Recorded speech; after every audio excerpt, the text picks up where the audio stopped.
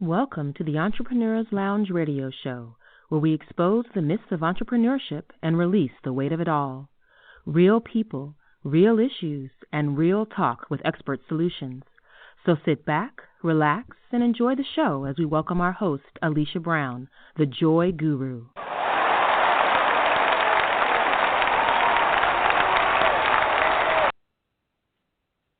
And thank you for tuning in to another exciting episode of the Entrepreneur's Lounge radio show and podcast. And tonight's show is the continuation of our last show, where we're going to continue to expose some of the common, hidden, sabotaging thoughts that are keeping you from achieving the level of success you are so deserving of. But without further ado, I want you to help me welcome my co-hostess with the mostest, and who I just had the pleasure of traveling with for 4 days for 2 live events. And if you follow our Facebook page, you've seen some of the pictures. So joining us is the CEO of Mo by Rebecca Ruth, the brand that reminds you to show up on purpose every day. And you definitely need the right mindset to do that. And how are you doing, Rebecca? Hi, I'm doing well. Excited for another show. And I have to note that she didn't mention that they were 4 glorious days traveling with me and our other friend. Yes, glorious days.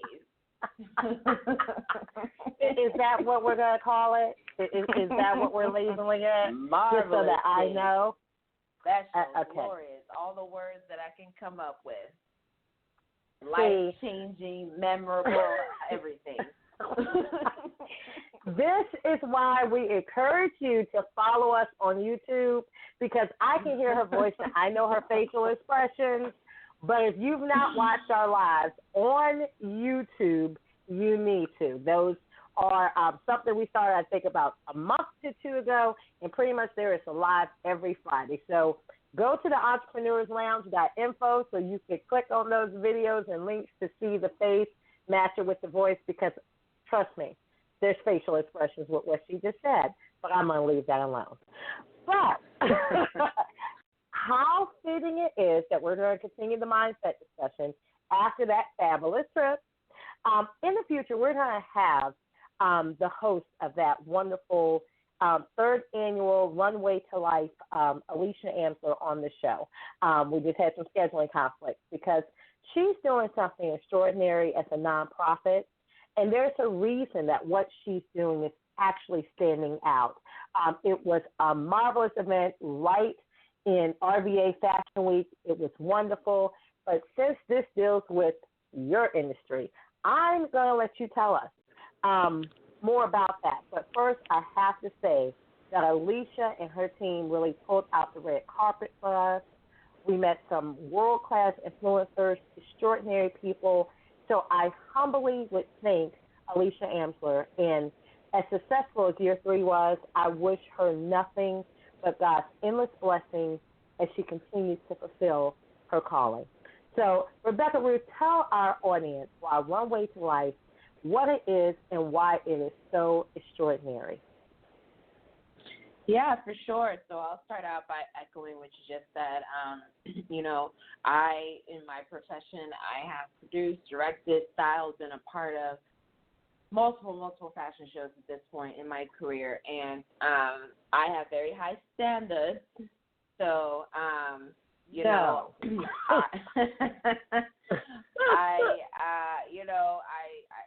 I look at things through very, very stingy pair of glasses, I guess you can say.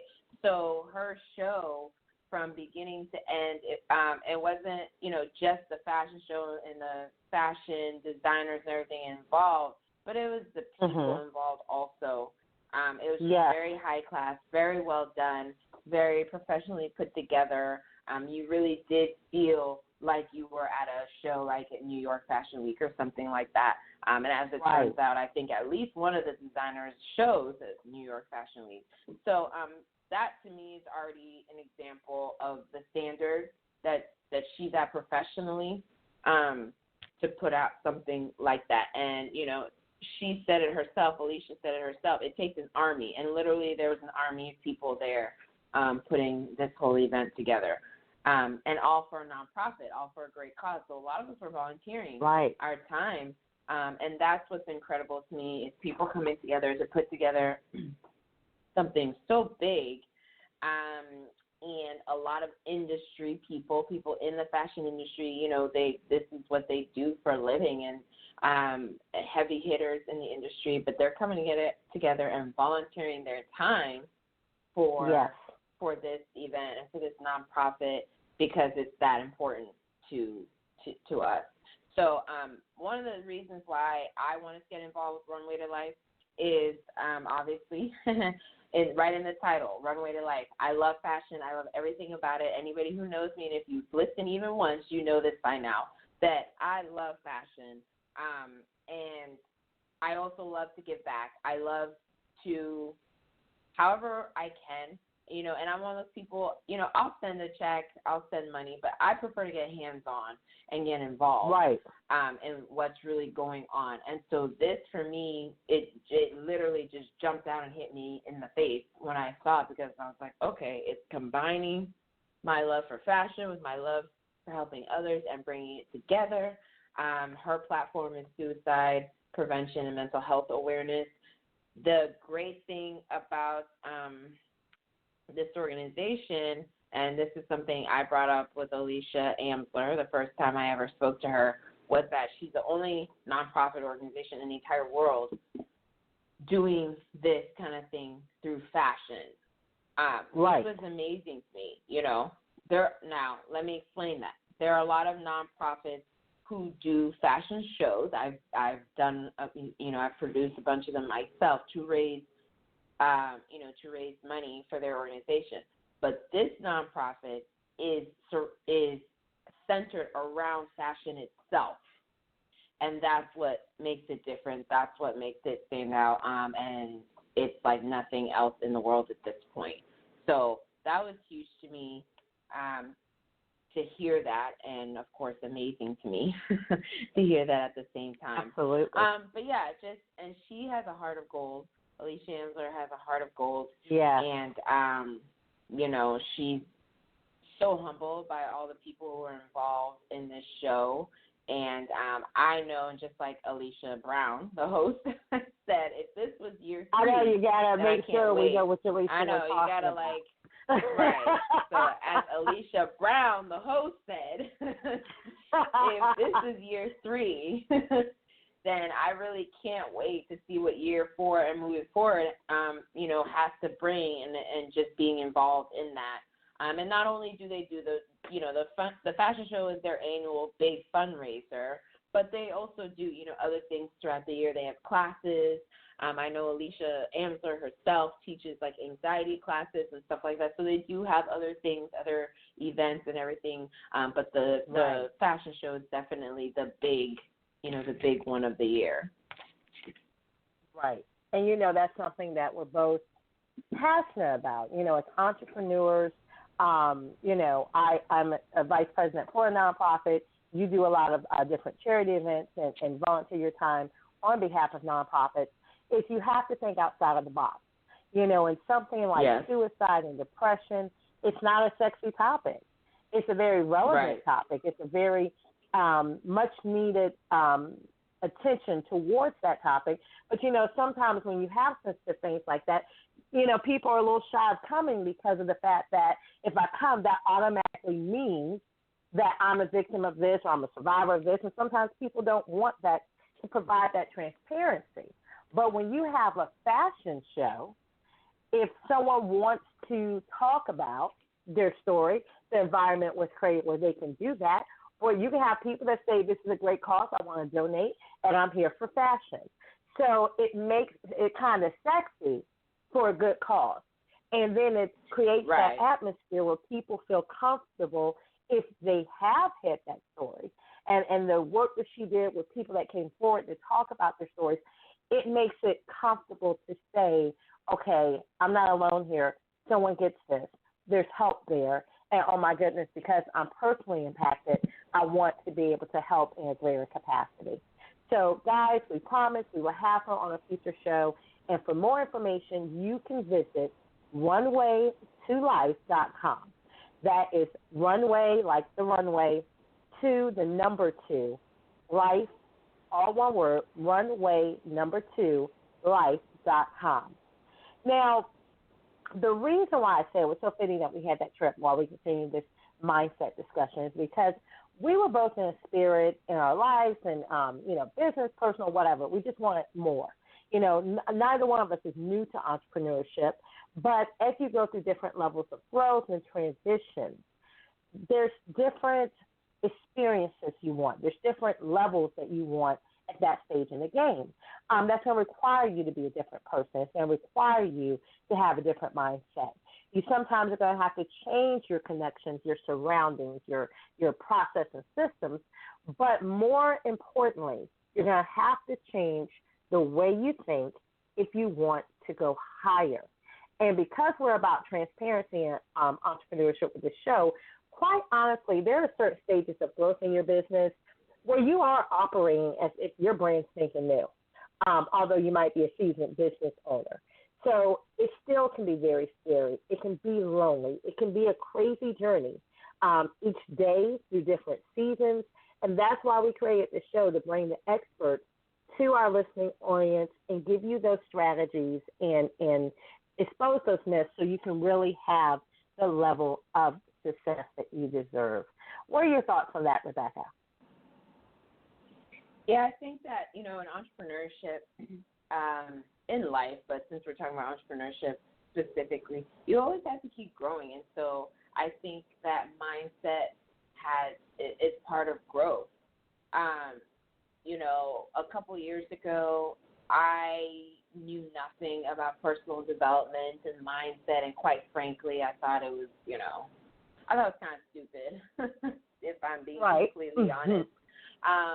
I didn't see the point. I was, I didn't take it seriously. And I thought it was like some kind of weird magic stuff, whatever. But it really isn't. I listen, as you know, I listen to people every day, every morning. So I'm getting ready for my day. And this morning I happened to be listening. Well, someday maybe I'll be talking to him, but I was listening to Tony Robbins. Yes. And he was he was talking about this, and he was like, just like I just said, he was like, it's not about a bunch of magic. It's not some magic pill. It's not, everybody thinks it's like some kind of voodoo thing that we're doing. No, he was like, there is actually like it's like a biochemical connection between your mindset and what you do every day, and the decisions that you make, and the attitude that you're in, and everything like that. But one of the important things they mentioned is that you have to actually, you have to choose to do it. It's not something where you just wake up and you're like, oh, well, maybe I'll think about having a positive attitude today. Maybe I'll think about it. No, you have to actually choose to get up every day, every morning, and say, today I'm going to do this. Today I'm going to have this attitude. Today I'm going to handle, you know what I mean? And I do it, since we're talking about transparency, I do it because I know that on days when I miss that time in the morning where I have my quiet time, I have my, reading time, which is a whole other thing. Like, you really need to be reading, because honestly, if you ever get to the point as an entrepreneur where you get complacent and you feel like I have nothing else to learn, that's when you're going to start going backwards, to be honest. Absolutely. So I read, and for those of you like, I don't have time, listen, I do 10 pages a day. Okay? So exactly. That ends up being about one book a month. So, hey, but you have to always keep growing. But I do it every morning. I read. I listen to those people, the Tony Robbins, the Jim Rohns, the Les Browns, all those people to just get me into that mindset. And that's my thing. Some people meditate. Some people work out. Whatever it is, you've got to find your thing. But those people and that reading and all that stuff that you do, that's growth. And that's also mindset growth. Your personal development, that turns into mindset growth, which really drastically changes your outlook on everything. And I've noticed that on days when I don't do that, It's not that magically, it's not. It's this. Okay, I think what I need to get everybody to understand. We're not guaranteeing that you're going to have a great day because you get up and do this. Right. We're not guaranteeing nothing bad is going to happen. What we're saying is if you do these things and you grow in your mindset, you will be able to handle those things that come at you differently. So when I don't spend that time in the morning, I don't handle things that are thrown at me during the day the right way. So I think we need to make sure we make that clear. But also and I think this is super important, especially for entrepreneurs, because we talk about how, and I think Alicia said it earlier, entrepreneurship can be scary, lonely, and there are too many successful entrepreneurs out there who are struggling with depression, addiction, suicidal thoughts, all these things because they just don't have that support. They don't have that mindset. They're not mentally strong enough to handle some of the pressures of entrepreneurship. So I'm such a big advocate of this for entrepreneurs. So true. And, just like we have the stigma with things with mental health, there's stigma with things with entrepreneurship and saying that, there's times you want to quit this. I don't know any successful person at any stage of the business that don't feel that. They may still feel that on a given day. So it's so important that we analyze the power of mindset, but we also analyze some of the things that we're doing to sabotage our success, because there is a difference. There is a dramatic difference in the mindset of the uber successful versus everyone else. So there are some things that we really analyze that we might be doing to prevent our success, actually sabotaging our success when it comes to overcoming adversity, health and wellness, even attracting the type of people that you want in your life. So tonight we're going to focus on the sabotaging behaviors and thoughts that can prevent you from having the type of romantic relationships you want and desire, even the type of sex you want and desire in those relationships, as well as sometimes overcoming trauma. So I'm going to go into trauma first because I'm sure we're going to have a totally different conversation when it comes to sex and romantic relationships. And God, I apologize in advance. But before we do that, I want to offer the following show disclaimer. This show, our social media accounts, and any related content offered is done in the hopes of bringing enlightenment and awareness to our listeners. They are not intended to diagnose, treat, cure, or mitigate in any way any disease or condition, or to promote any specific lifestyle, belief, religion, political affiliation, or other personal practice. Always seek the advice of a qualified health or clinical professional with any questions you may have. Never disregard professional help or medical advice, or delay in seeking it because of something you have read in our content or heard on this show. Absolutely. And now that we took care of that piece of information, I want to talk about post-traumatic stress syndrome. That was something that once was just associated with those that were military service members, but time has revealed that anyone that has experienced trauma can actually be subject to PTSD. Now, according to the Department of Veteran Affairs, 6 of every 10 men and 5 out of every 10 women experience at least one trauma in their life. And women are more likely to experience sexual assault and child sexual abuse, while men are more likely to experience accidents, combat, disaster, physical assault, or to witness death or injury. So again, PTSD can happen to anyone. It is not a sign of weakness.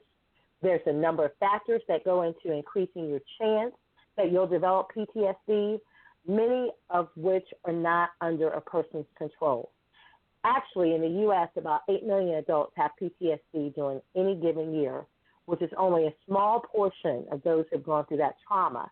About 10 of every 100 women compared to 4 out of every 100 men develop PTSD at some point in their life. So keeping that in mind, Rebecca, what do the experts say about mindset and overcoming PTSD and trauma? Well, the next tip that we have come from a blog written by Roland Ball, who lives in Barcelona, Spain, and he's had several private practices in Holland and Luxembourg before he, eventually moved to Spain. He currently works online, providing counseling and online courses where he focuses on resolving complex trauma and PTSD. So he says that sabotage can come in many forms and can be very evident at times or be more subtle. Relationships are an area where sabotage becomes most apparent. It's not that you intentionally try to hurt the other person or wreck the relationship. It is that you have default survival patterns that are coming to the foreground because you are having to act in relationship with someone. So, for example, and this is, obviously just one possibility, your spouse might have to go on a trip for business or family reasons, and this unconsciously threatens you because you've been neglected and felt abandoned as a child. So closer to your spouse's trip, you get angry, throw tantrums, become accusatory, and even get horrible headaches, all in an attempt to prevent that trip from happening. These are the reactions that are a result of your conditioned survival patterns, which are often disproportionate to the situation or circumstances. To make things worse, you could possibly trigger each other and feel activated, project onto each other, and continuously cycle into blame, guilt, shame, self-reproach, and self-righteousness. When you're calm, however, your behavior actually reflects your love and affection for your other half. It's almost as if you have multiple parts within you that are fighting for dominance and conflicting with each other. So in Roland Ball's counseling sessions, he often refers to this as the adult part, which sees clearly what you want and which direction you want to move, and the child part within that has, because of the traumatic experience, other objectives, to keep yourself safe and alive. It is these two parts that are in conflict with each other. That's interesting because when you were talking, it sounded like something we're used to with children. And any parent or anyone that's been around children see that, you see that all the time. But then when you're really going into the example, now that is something that happens with adults. One of the things I loved about the article, and I'll admit that certain parts of that I can be guilty of myself, is that he said the other major area of self-sabotage is when you have certain intentions or things to do, but somehow you're not able to start them, break off halfway through, lose interest, have bouts of amnesia and forgetfulness, or freeze up in the process. You might be fully conscious of not wanting to persist with a certain action because your anxiety mounts, and thus you channel your energy into superficial occupations such as YouTube, Facebook, over-organizing, ruminating endlessly, getting focused on less important things, cleaning, and so on. And, a lot of that stuff we see in one way, but imagine you put that energy into a business. You're seen as someone that's really productive and constantly has everything going, but without, certain bounds and boundaries, that actually might be a sign of self-sabotage. So what Roland Ball, he gives these 2 tips for overcoming self-sabotage. He says that you have to become aware that you have different parts of yourself that have different objectives, as you were saying earlier. If you can validate both parts of you, then that helps you to stop fighting with yourself. And then you can genuinely give your attention to both parts in an attempt to align your intentions. Now, the second tip, he says, is once you're not further engaging in conflict with your self-sabotage, then you will have the energy to observe yourself. And observing yourself is crucial in being able to work through the deeper fear patterns that are preventing you from making significant changes. So those are 2 tips that he gives. And, like I think we prefaced, none of this stuff is easy. But it's some things that once you're aware of the issue, once you're given some tips, once you're given some signs of something, then you can continue to analyze things to see what improvement you need to make. But I know that we said a lot, and our listeners probably need a break as much as we do.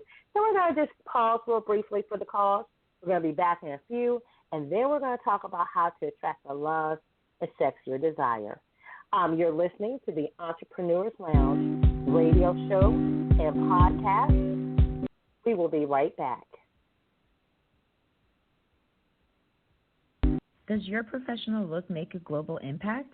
Hi, this is Rebecca Ruth, and I'm an image consultant and the CEO of Mode by Rebecca Ruth. I specialize in helping you make the best first impression through your appearance, communication, and multicultural etiquette. Contact me today, and I will teach you how to show up on purpose. Call 202-996-7986 and make sure you mention Entrepreneurs Lounge Radio Show for your exclusive offer. The reason that people don't want to deal with what's holding them back is because it does not feel good to look back. So the easier thing to do is to live in what I call your condition zone. It's not a comfort zone because it doesn't make you comfortable. You're just familiar with it. Letitia Bates, Certified Life Coach. So I'm always working with my clients to meet them at their needs. I am listening to where they are. I do have to help them move to that next level, but we're going to go slow, and what they can expect from me is kindness, respect, and compassion. Go to atthewheelcoaching.com and start driving your life back to higher ground. What I help you do is understand anything that you've gone through, you've already survived. That's why you're here. And we can work together to deal with those uneasy feelings and help you move forward. Go now to atthewheelcoaching.com. Do you have a book idea that is so amazing that not only could it solve world peace, but it would be the perfect solution to everyone's problem, and it would make you a millionaire overnight? I mean, do you have this idea that would be the world's next bestseller, and everyone needs to read it? Well, I hate to burst your bubble, but no such book idea exists, nor ever will. This is Alicia Brown, the CEO of Fruition Publishing Concierge Services. What I can tell you is the book idea that you have is the perfect solution for someone who's desperately searching for it. But first, your book needs to be done. So visit us today at Fruition Publishing Concierge Services, which is at fruitionpublishing.com, where we'll show you how to take your concept from vision to fruition. It's time to get her done. fruitionpublishing.com.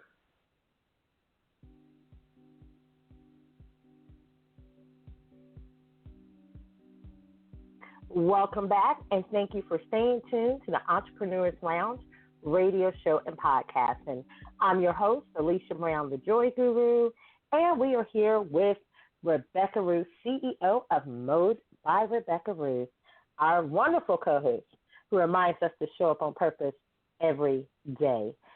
And tonight we're discussing the importance of mindset, being able to release the weight of it all when it comes to entrepreneurship. We already discussed how valuable mindset is in the areas of overcoming trauma and PTSD. Now we're going to get into how your mindset will influence your sex life and attracting the love you desire. So without further ado, Rebecca Ruth, share the insight with us in regards to attracting the love you desire. All righty. Well, these next tips come from a blog written by Virginia Clark on Psych Central. She advises us to change our mindset to find true love. And this is what she says.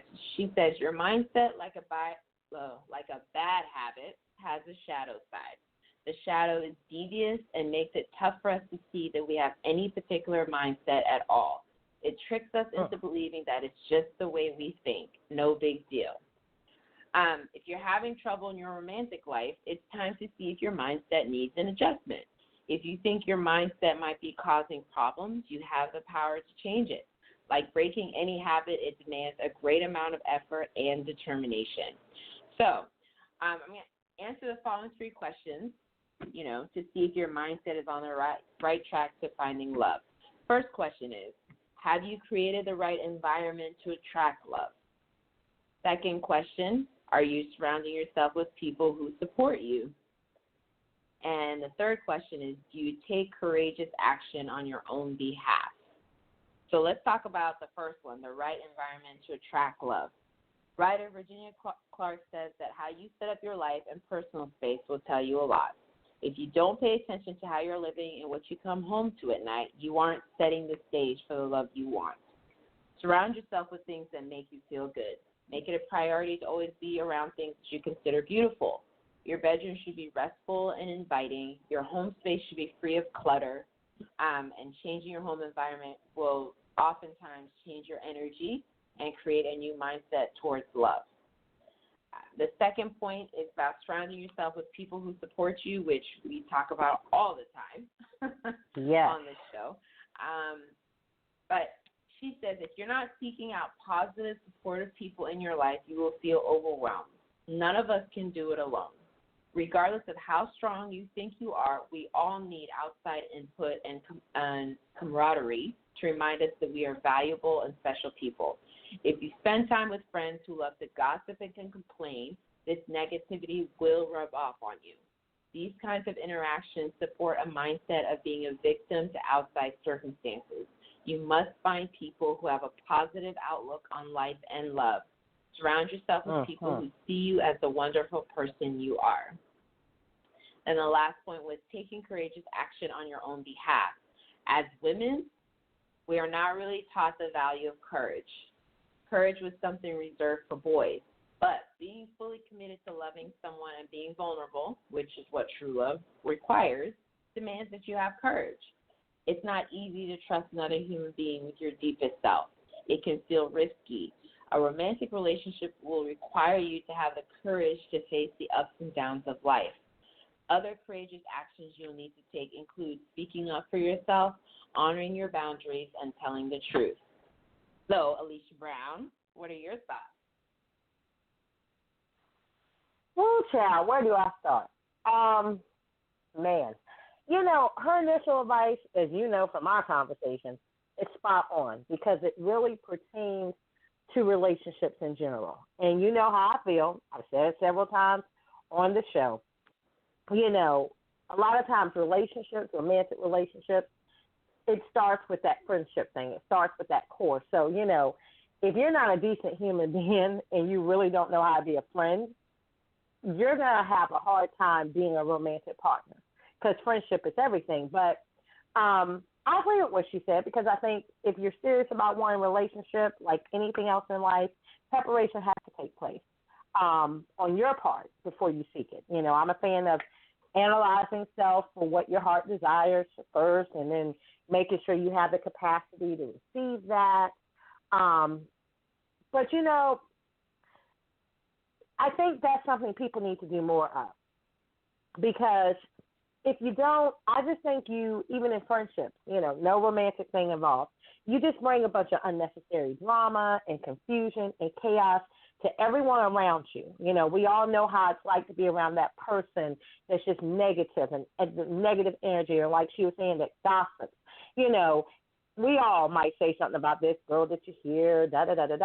But when that's what you're consumed with, it brings a certain energy that's not good around those with you. So if you're seeking love and the love you really desire, you want to sort of fix some issues. Not saying you have to be perfect, but you want to fix some issues that make you, you know, a good person to be in a relationship with, period. To add to that, there was an article by marriage family therapist Shelley Bullard that talks about 3 beliefs that will attract the love of your life.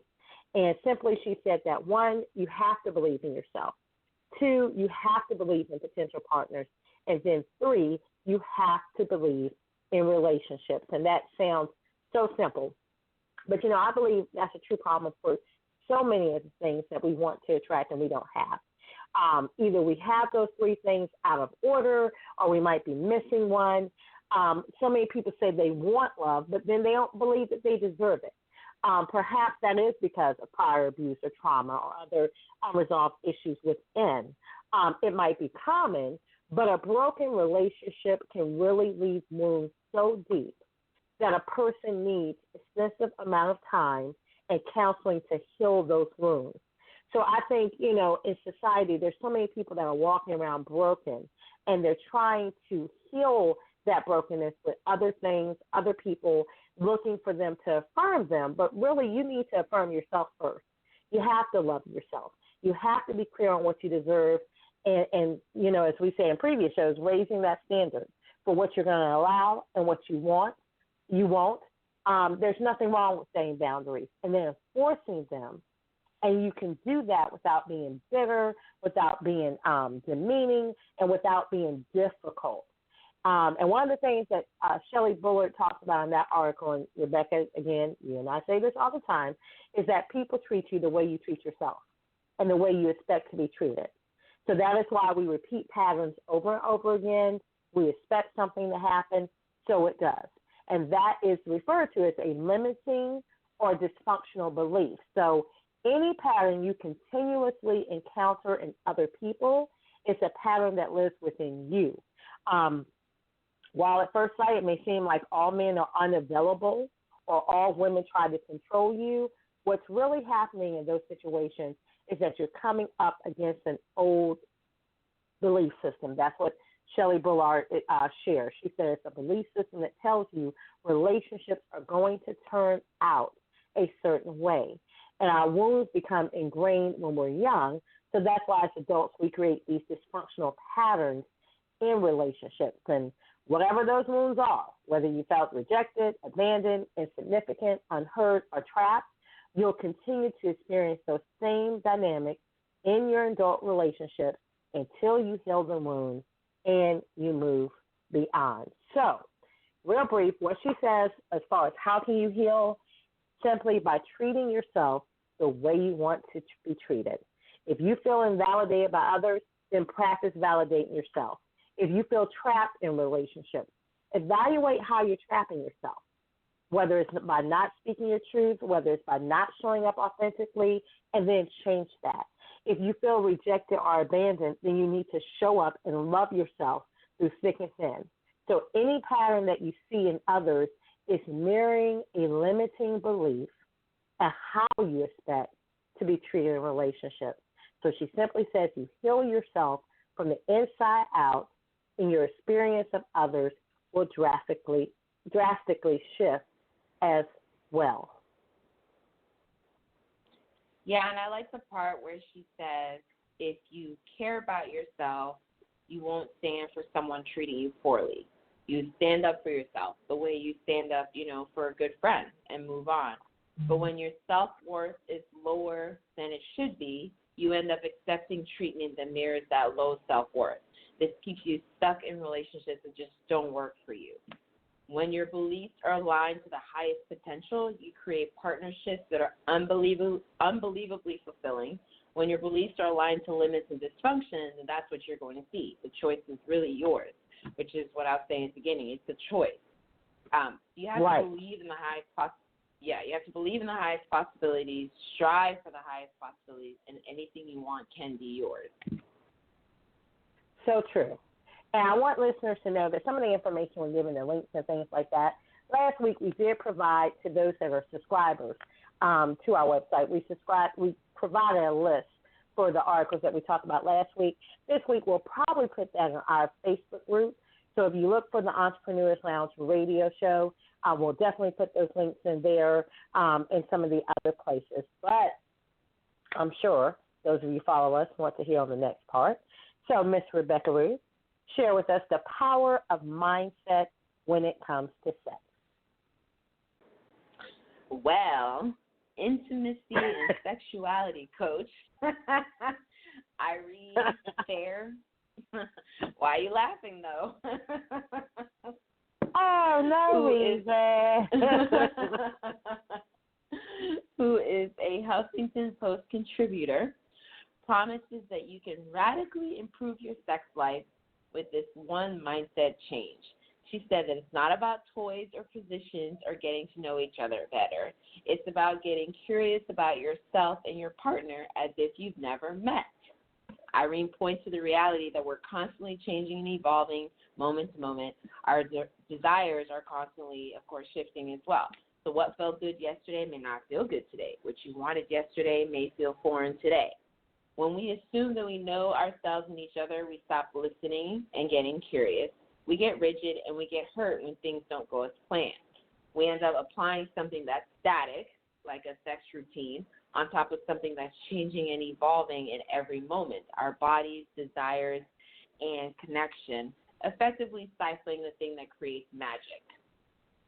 So she's saying that you should have beginner sex? Well, she asked you to think about approaching sex with a beginner's mindset. Irene says, imagine a radically different way of having sex that's about connection with each other moment to moment. It's radically different because you cannot logically figure out what you want or what your partner wants. There are no scripts for this. You have to feel your way into it. You have to do it with beginner's eyes. This is connection sex. So imagine, instead of entering the bedroom with an idea of what sex looks like and a goal, you allow the connection between you and your partner to dictate what's next. You let go of preconceived ideas and expectations, strip away the goal, forget everything you know. So she advises to slow down, get naked, and feel into what's there. Let your body lead. Let your mind quiet down. I feel like I should be talking like a soft voice for this part. You get arrested for that, right? There's a law. That's called. Never mind. Go ahead. Right. Let desire dictate your mood. Let the sensation turn you on. Let the attention and curiosity for each other fuel the connection. Use your inner guidance. What's here now and now? What's wanting to emerge? What's my body wanting? What's my partner wanting? What's arising between us? There's no order, no scripted path. When there's no goal, variety naturally emerges. When you get curious, things become new. Sex does not need to look a certain way, but it has to feel connected. Sometimes all it takes is a makeout. Other times, penetration feels right. Other times, you lay in each other's arms in total stillness, intertwined in a wild embrace, until you can no longer tolerate the heat arising between you and it shifts. Or you fall asleep, tender, connected, still. What do you think, Brown?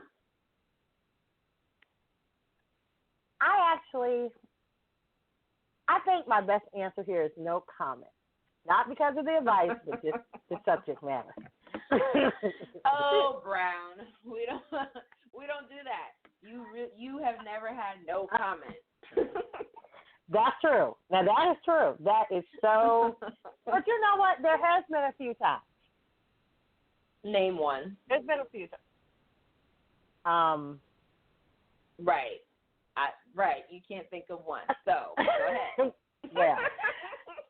Well, since you insist, listeners, you heard her insist. So that's the only reason I'm asking the question, answering it.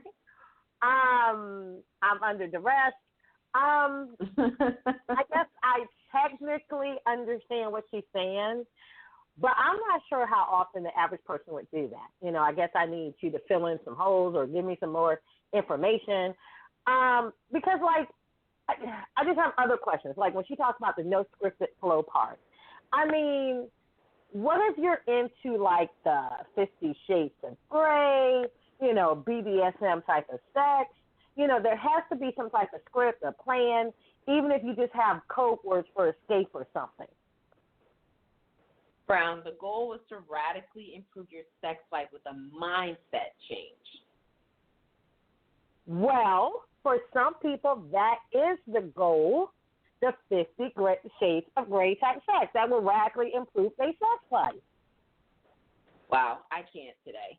You and the 50 Shades of Grey. You keep going back to that. Okay, see, I want to explain myself, okay? I want to defend myself. See, as a book publisher, it is my professional duty to read various genres of literature and then extrapolate the wealth that others find in them, okay? So that's my reference to 50 Shades, the information I got from there and how this pertains to the topic that we're currently discussing, First of all, I love your SAT word, extrapolate. That's one. And then two, Thank you. Is that really the excuse you're using? Indeed, it is. Do not blame me for doing and fulfilling my professional duty, because the people deserve it. But You don't sound like you believe me. I mean, you don't. Okay, whatever. I'm going to add that Dave and Ashley Willis actually shared 10 steps that every married couple needs to know about sex. And I'm just going to point out a few that I wanted to mention before we end the show. We're going to give everybody these links, probably even tweet a few of them. But the first thing they said is that you should probably be having more sex. They said the healthy couples make sex a priority. They were convinced that many, if not most, arguments in marriage stem from sexual frustration. And when this aspect of the relationship is neglected, the marriage will start to deteriorate, even when other areas of the marriage seem to be going strong. So they say that when you make love, you're making your marriage stronger. And then two, but I really appreciate this because I preach this all the time. Most men see sex as a form of stress relief, but most women need stress relief before they can be in the mindset to make love. And, to me, it doesn't matter whether it's sex or just other things in general in a relationship. Women and men are completely different. So sometimes it's the same subject, but we're seeing it two different ways. And Dave and Ashley Willis explained it this way. They said that there are neurological reasons for these differences. A husband and wife need to be in tune to each other's needs and desires and selflessly strive to serve each other. Men and women tend to be wired differently, and each person has his or her own wiring that often supersedes these broader generalizations. So you really have to get to know each other. You can't make assumptions. You have to communicate, and they emphasize communicate, and then your sex life will improve. The fifth tip they gave is that most people have some sexual baggage that they haven't fully discussed with their spouse. Bringing that out, whatever the baggage is, and having that discussion can lead to a positive breakthrough in your sex life and in your marriage. And the sixth thing they brought out, and I would love our listeners to let us know if you agree with this. They said that you should be physically monogamous and mentally monogamous. And you think about that. Physically monogamous, we know what that means, but they also emphasize being mentally monogamous. And get this, they said don't look outside your marriage to fulfill your sexual needs. And they will argue that that includes porn. They say that your sex life starts with your thought life. If you keep your thoughts and fantasies focused on your spouse, that's one of the tips they give for a better sex life. And I want to ask you, as far as, I love throwing you on the spot, as far as their point about including porn and that being something that where a person is not mentally monogamous and that actually having a problem, creating a problem in that marriage or in that sex life, do you agree with that? Yeah, I do. And I know that a lot of people don't agree with that, and a lot of people think, well, I can just watch porn, it doesn't do anything, blah, blah, blah. And I know there are couples who watch porn together and da-da-da. Personally, I don't see how you can watch porn and it doesn't affect you mentally in one way or another. I'm not necessarily saying it's negative, but I think it does affect you. One of the concerns that I've talked to other people about is, of course, so I think the thing on the surface level for a lot of women is, well, my partner, my husband, is fantasizing about somebody else, even though he doesn't know the women. Of course, in the videos, it's like he sees that and that's what he wants, and, I'm not good enough. But then, like, the underlying thing is, like, what I just said about the women. It's like, I'm not good enough. Why am I not good enough?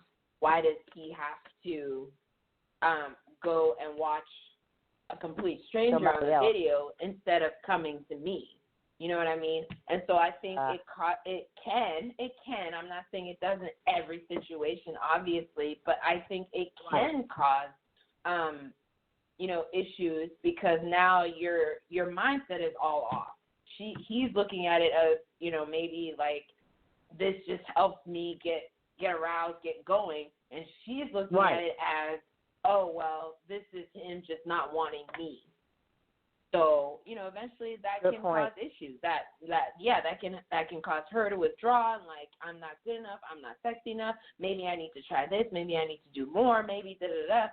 And that's why I do love that point about being physically monogamous and mentally, because people don't think about being mentally monogamous. So if you think about it, whether it's porn or something else or flirting, emotional flirting versus physically flirting, all those things, it's like when you're doing that, you're taking something away from your partner, essentially. You're taking a part of your connection away and you're giving it to something or someone else. So it's like when you think of it like that, you know what I mean? Like, of course it's going to cause issues. That's a point that's so good. I think I really want to post that on our social media and get people to chime back in. Because, and again, if you watch our YouTube channel, you'll know our views on a lot of stuff. But I've always been a person that overthinks and overanalyzes stuff. So sometimes it's like simple, minute stuff that I'll just, what about? So, again, for our listening audience, this is just our opinions. This is one expert view, and we're definitely in no means trying to dictate what you do in your marriage, your relationship, your sex life, lack thereof, if you have sex, if you don't have sex. We're not going into any of that. But I used to feel like, you know what, if two people, if it's cool with y'all, what's the issue? And I would read articles like this and think, you're just blowing stuff out of proportion. It's not that serious. But then if you piece some stuff together, like what we talked about earlier tonight with people that have these unresolved issues and they don't communicate it. So you hit the nail on the head with, you might have two people that agree, it's a couple. They want to watch porn together. This is part of what we do as our sexual practice. But the problem can happen when you have one person who seems to go along with it, but in the back of their mind, they have these issues, these insecurities, and maybe they're not communicating that to their partner, but they're thinking, why does he or she need that in order to get in the mood with me? So, communication, that. And then the other part of that, the flip side of that, and some people do that in their relationship, and it's not an issue for either one of you. So that's your business. How y'all roll, that's y'all business. But we do know people, whether it's in the workplace, that this has been a problem, or just, one of our guests, one of our previous episodes, Josh, talked about how he had a porn addiction that led to him completely losing his business. He was highly successful. That led to him losing his business, having criminal charges. And so if you haven't heard that one on Is Sex Ruining Your Success, you need to go back and replay that episode. But the thing is, it can get out of hand. And what started off innocent can start off as one of the partner's obsession. And I'll give you another example. So people don't close your ears because we want you obviously to listen, but don't change your opinion of me as the host. I remember when I was in my 20s, and we understand all this about our 20s, you're young, you're inexperienced, you think everything is to go. I told you I was over analytical. Let me go out that disclaimer. But when people would talk about alternative lifestyles, and I remember I had met a few couples who were swingers, okay?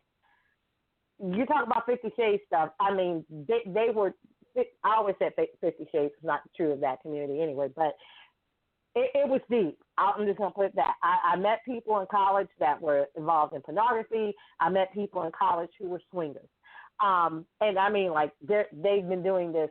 They weren't just young people. I met older people that were married, and they were swingers, and they had their secret societies, could tell you where everywhere was. But I say all that to say this. It seemed innocent to them that they were in agreement. They had multiple sexual partners. It was a regular habit to have different couples that they engaged with sex with. And according to the wife and husband, they were cool with that. But, if you ever been around couples in that community, and if you really talk to them long enough, over time you'll start learning how their relationship breaks down.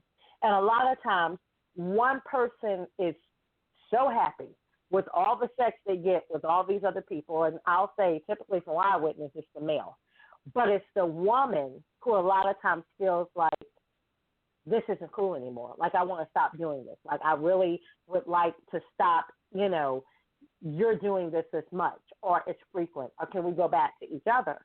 So you get that same thing like we said earlier with the porn. They're feeling like sort of, why does he need so many women so much? But this is the same person that gave you permission and said it was cool.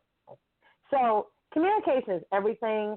And a lot of times there's just miscommunication. What you think is a good theory and you think is cool and it works, sometimes it doesn't, especially if you have a partner.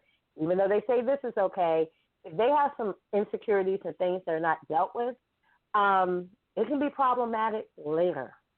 But on those wonderful words and all of that wonderful sex we're talking about, do you have any final thoughts or last words for us, Rebecca? It's really just to mirror what you just said, but I think overall, part of changing your mindset overall in all these different areas we talked about is being honest with yourself. And this is sometimes painful for people to do. We talked about baggage in the sense of, sex, but just there's baggage in other places too that's making it hard for you to change and grow your mindset. So you really have to start with being honest with yourself, and then find someone that you trust and that you can be honest with, because once you sometimes maybe that means seeking, actual professional help. It just depends on what it is. But I feel like once you're really able to self-analyze and take an honest look at yourself and figure out those things about you, then you can reach out. And like I said, if it needs to be professional, fine. Or if you just need to talk to a trusted friend, fine. But that's when the growth really happens. People don't understand growth can't happen until you get past those first hurdles of just being honest and transparent. So, I really encourage people to do that, to take that time to do that, and you'd be amazed how much growth and how freeing it is to let it go, to let it out and let it go and start to work on those things that you have built up inside. Yes. And, I'm just realizing in this discussion, especially that last part, that, oh my goodness, no, seriously. I didn't, sometimes this show brings out things. And it's funny when the tables are turned on me instead of the guest. So I'm just like, wow, you really knew some interesting people in your undergrad college experience. I'm like, did I just see porn and sweat? I'm just like, wow. And I didn't think anything of it back then. But it's like, no, typical people just don't know people that have, I even knew someone that was in Wicca. I knew witches and warlocks. So, oh my God. I knew some interesting people. That's, wow. Okay, so I was just like, wow. The things we do in undergrad. I just know people, okay? I was always the Bible, church-going, good girl, but still thinking. Listen here, we don't have time for that. See, you know what? I tell my truth, and that is my answer and final answer, and I do not need to phone a friend. Okay, but in closing, I did want to inform our listeners, and this is another past episode, and I know you guys have to remember if you follow this show, we talked about known as Monique. We talked about how she was the longest living Jane Doe and talked about how she had been stolen and didn't know who her mother was, does all of this awesome work for missing persons, and felt that she would never know the truth about her identity or, who her mother was or where she was born. And, in that episode, if you haven't heard it, you want to go back and listen, because can you imagine not knowing who you are, where you were born, what your real age is, what is your real name, and having to continue life like that? Well, we're pleased to announce, and really I think it was 2 weeks after we did the show interview with her, that she has actually, after decades of closed doors, a childhood that's filled with emotional, physical, and sexual abuse, when she had her documentary screening, she officially met her blood sister and she learned her true identity. So S. Monique Smith is no longer the longest living Jane Doe. I mean, I guess you could say technically she is, but she's no longer a Jane Doe because now she discovered that her biological mom has passed away and has passed away some decades ago. She has 6 siblings. And it was actually her big sister who if you follow the pictures on our Facebook page, you'll see it. But her big sister looks so much like her. They almost look identical. She's actually been looking for her all of these years. So, wow. Yeah, it's an amazing story. And I remember seeing the pictures, and you can just see the tears. Obviously, you see the tears, Joe, but you can feel the emotion. I think I got goosebumps when I was looking at those pictures because I can't imagine not knowing where I came from and then having your sister just show up, and then I think she had a niece show up and everything like that. So it was just amazing. It was amazing to watch, and I can only imagine, the joy that they're all feeling by being, reconnected. Exactly. And we know she is going to have an amazing holiday to, be reconnected. Even following her on social media, you see where she's going, to places, applying for a birth certificate, doing, different tests and things like that. Come find out she's actually from New York. So, going through with her older sister and, just so many great things are happening. And that is wonderful. That's wonderful to hear. Of course, if you visit the entrepreneurslounge.info, you'll be able to see some of those, the link for the previous show about identity and hear her actual interview. And you can also binge listen to our previous shows. Subscribe to that YouTube channel where you get to see both of our faces in a more casual setting and discussions of more personal nature, although I think tonight we must have channeled in that energy from our YouTube experiences. But also, we talk about I think more on our YouTube video, but there is a way for you to sign up for what we like to call cocktails and conversations. It's your chance to register to mastermind with the 2 of us. Sometimes you may have business ideas and you need strategy, or, you may not have that core network, that core group that really can give you insight. Or maybe you do have that core group, but there's some things you just don't want to let them know about, and you can definitely register to sit down with both of us, whether it's a virtual or if you're in the Hampton Roads, Virginia area, you can actually sit down with us in person. So that's all for now. And we charge you to really take the advice in this show and the previous show on Mindset and examine yourself and see where you fit in. Because the one thing we want to do is we want to give you the ability to push through to the next level. You deserve the life you envision and even more. So we wish you the best. We wish you those things. We just want you to have the clarity and the freedom to not only have massive success as an entrepreneur, but in your life in general. Bye-bye for now. Thank you for listening to this episode of the Entrepreneur's Lounge, where we expose the myths of entrepreneurship and release the weight of it all. Real people, real issues, and real talk with expert solutions. Make sure you stay tuned to our Facebook page and thejoyguru.net for show updates, announcements, and to learn how you can be a guest on our show.